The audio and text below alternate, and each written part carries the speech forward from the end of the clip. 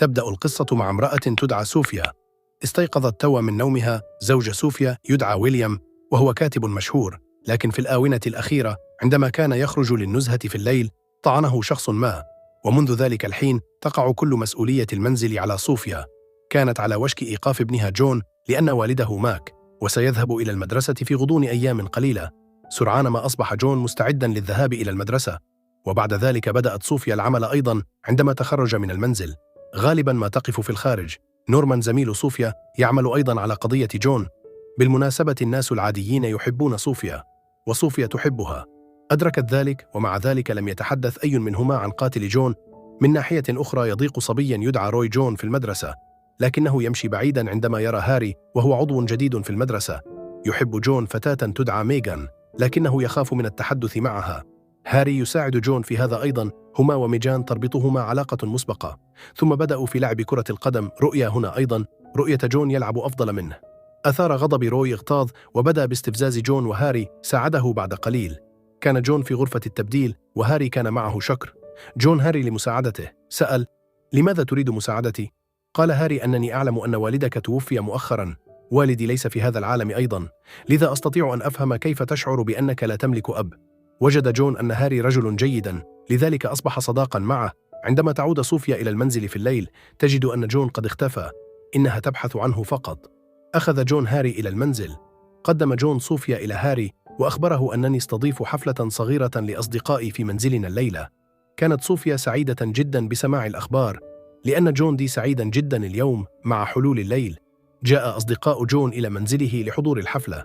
صوفيا رتبت الطعام والشراب للجميع. هاري حضر الحفلة أيضاً. الجميع يمرح صوفيا سعيدة لرؤية ابنها سعيد.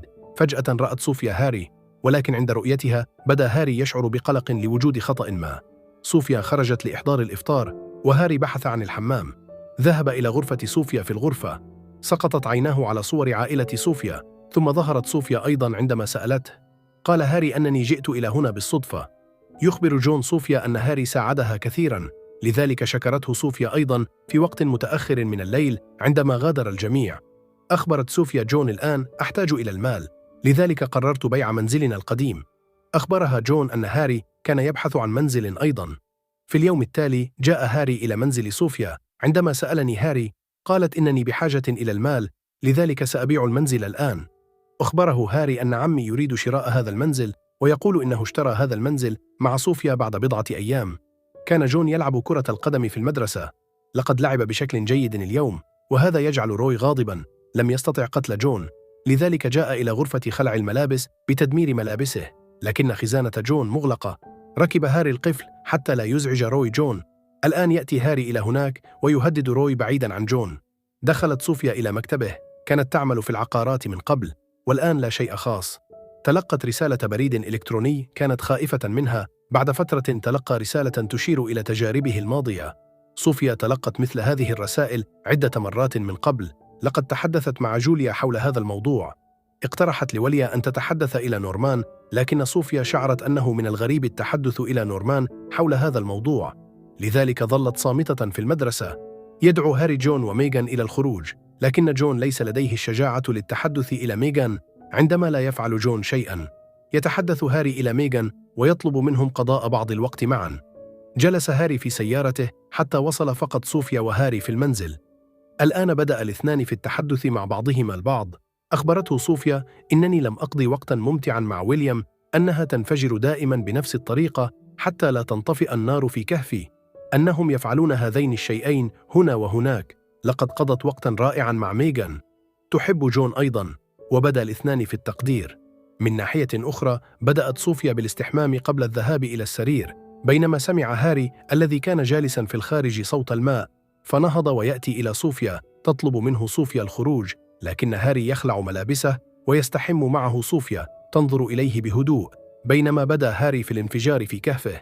بعد فترة عاد جون إلى المنزل أيضاً. عندما يرى أنه لا يوجد أحد في المنزل يبدأ في الاتصال بماريا. ثم يظهر هاري أمامه اليوم بعد فترة طويلة كهف صوفي تذوق القطب، لذلك تبدو جيدة جداً. عاد جون إلى المنزل بمجرد وصوله إلى هاري. اعتني بهاري جيداً، لكن منزله ليس جيداً في الحقيقة. هاري ليس كما يبدو في هذه الأيام. تلقت صوفيا رسائل وبريده من هاري. أصبح صديقاً لجون بعد بضعة أيام عندما التقى روي ميغان في المدرسة. أخبرها أن هاري ليس طفلاً جيداً، لكن ميغان لم تلاحظه. ثم التقى روي هاري، أخبرها أنني أعرف كل شيء عنك وسأقول للجميع الحقيقة قريباً. لمدها هاري، لكنه سيكون حزيناً لسماعه. لقد توصل إلى خطه، وشمل جون في كل مرة في الملعب يقطع هاري يده عمداً ويلوم روي وفقاً للخطة. انضم جون أيضاً إلى هاري. هرعت الشرطة إلى المدرسة لأنها كانت مشكلة كبيرة. اتصل بصوفيا وأخبره بذلك. وصلت صوفيا إلى المدرسة بسرعة، كل الأدلة ضداً روي، لذا أخذه الناس في المدرسة من المدرس. عادت صوفيا إلى المنزل مع ابنها. عندما عاد إلى المنزل تلقى رسالة من هاري يريد أن يرى منزله القديم مرة أخرى، لذا صوفيا قبلت وجهة نظره في المساء. ذهبت صوفيا لرؤية هاري، كلاهما سعيد جدا باللقاء الآن. بينما كانوا يستمتعون يبدأ هاري بتقبيل صوفيا، ثم يقوم شخص ما بتصوير فيديو لهم في اليوم التالي. عندما قابلت ميغان جون أظهرت له الفيديو الذي صنعته صوفيا وهاري الليلة الماضية. في الواقع اكتشفت ميغان الحقيقة حول هاري عندما كانت تتحدث مع هاري حول هذا الموضوع. اتصلوا به، هذا هو المكان الذي دعا فيه صوفيا. كما أخبرت ميغان جون أن هاري هو كلنا، لقد كذب، اسمه الحقيقي شيء آخر. فوجئ جون بسماع كلمات ميغان بعد فترة. عندما عادت ميغان إلى المنزل بدأ هاري في متابعتها من ناحية أخرى. تعرف صوفيا أيضاً أن شخصاً قام بعمل فيديو لها وانتشر على الإنترنت. عندما رأى ذلك كان منزعجاً. بعد فترة من الوقت تلقى جون رسالة من ميغان. اتصل بمنزل هاري. سرعان ما يأتي جون إلى منزل هاري، لكنه لا يجد أحداً هناك. هاري يهاجمه من الخلف ويفقده الوعي. لقد كانت خطة هاري تماماً. أرسل رسالة إلى جون على هاتف نيجن المحمول. بعد ذلك يرسل رسالة إلى صوفيا يدعوها إلى مقابلته في منزله القديم. صوفيا تشعر بشيء غير صحيح، لذلك أنا تذهب إلى هناك. ثم أخبرت نورمان عندما عاد إلى منزله القديم. وجد هاري هناك عندما سألته. أخبره هاري بالحقيقة كاملة. أنا ابن الرجل الذي وعدت معه لأول مرة. عندما تركت والدي قتل نفسه. هاري يعتقد أن صوفيا هي المسؤولة عن كل هذا، لذا جاء الوغد للانتقام منها. هذا يعني أنني قتلت ويليام. ثم يعطي صوفيا سكينا ويطلب منها أن تقتل نفسها، لأنه إذا لم تفعل ذلك فإن هاري سيقتل جون الذي ربطه بالفعل صوفيا. لم تصدق. سرعان ما هاجم هاري بسكين نورمان. كان هناك أيضا بدأوا في البحث عن جون لان. هاري أخبرهم أنه ربط جون في الغابة، لذلك سرعان ما بدأوا في التحرك نحو الغابة.